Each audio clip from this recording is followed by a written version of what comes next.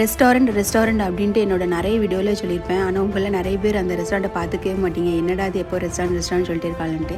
சரி, அதனால் வாங்க நீங்கள் நான் எங்களோட ரெஸ்டாரண்ட் கூப்பிட்டு போகிறேன். இதுதான் எங்களோட சிஎஸ்கே ரெஸ்டாரண்ட். உள்ளே பார்த்தீங்கன்னா கிரிக்கெட் பிளேயர்ஸோட தீம் மாதிரி ஃபோட்டோஸ்லாம் ஒட்டி வச்சுருப்போம்.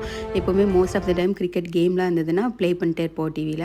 அப்புறம் எனக்கு ரொம்ப பிடிச்சது வந்து எல்லோ கலர். அதனால் எல்லோ கலரில் ஃபுல்லாக பெயிண்டிங்லாம் பண்ணியிருப்போம். சிஎஸ்கேயோட தீம் கலரும் அதே தானே, அதனால் ஃபுல்லாக எல்லோ அண்ட் ப்ளூ காம்பினேஷனில் இருக்கும்.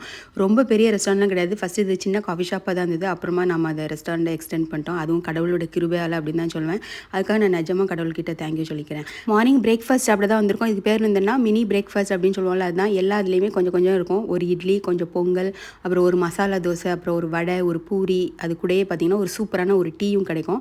இதெல்லாம் மொத்தமாக சேர்த்து இதோட ப்ரைஸ் எவ்வளோன்னு பார்த்தீங்கன்னா ₹1 டேக்ஸோட ₹1.50 போல் வரும். பொங்கல் பார்த்தீங்கன்னா அவ்வளோ சூப்பராக இருந்தது, அவ்வளோ சாஃப்டாக. சாம்பாரும் அப்படி தான், அப்படியே குடிச்சிடலாம். அதுவுமே அவ்வளோ டேஸ்ட்டாக இருந்தது. எனக்கு பூரிலாம் பார்த்தீங்கன்னா அப்படி வந்தவொடனே அதில் இருக்கிற